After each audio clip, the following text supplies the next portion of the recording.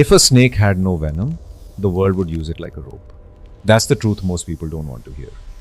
Fear and respect are never built through kindness alone. They are built through perceived danger. Look around.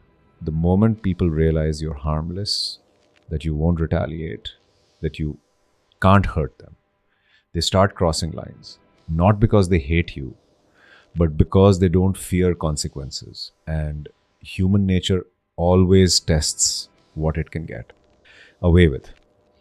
Now, understand this clearly. I'm not saying you need to bite. I'm saying the world needs to believe that you can. Because without venom, a snake isn't respected, it's handled. And most men today are being handled. You were taught that being good is enough. Be polite, be respectful, be nice, and people will treat you well.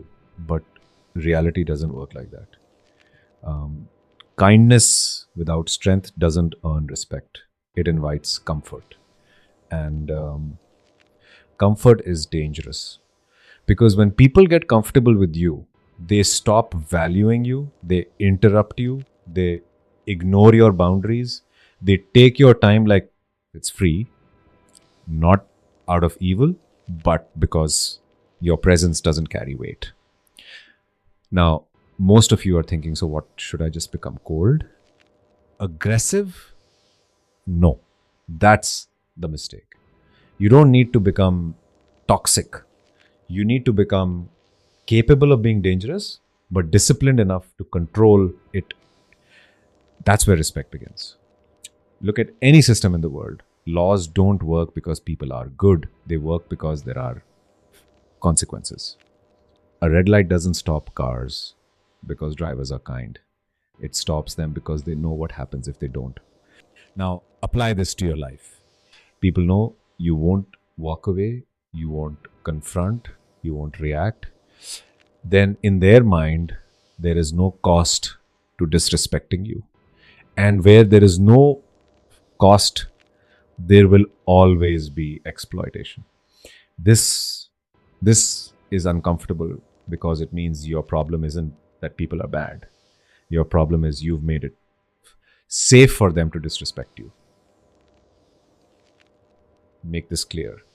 This is not about becoming violent. This is not about hurting people.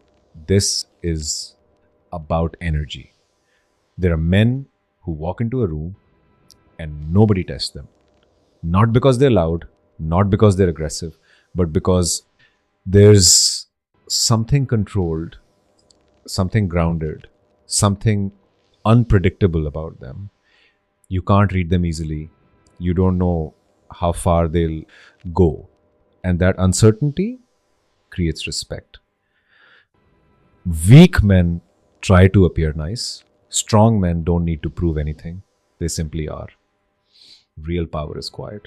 You don't need to shout. You don't need to argue. You just need one thing. Clear boundaries backed by action, not words, action.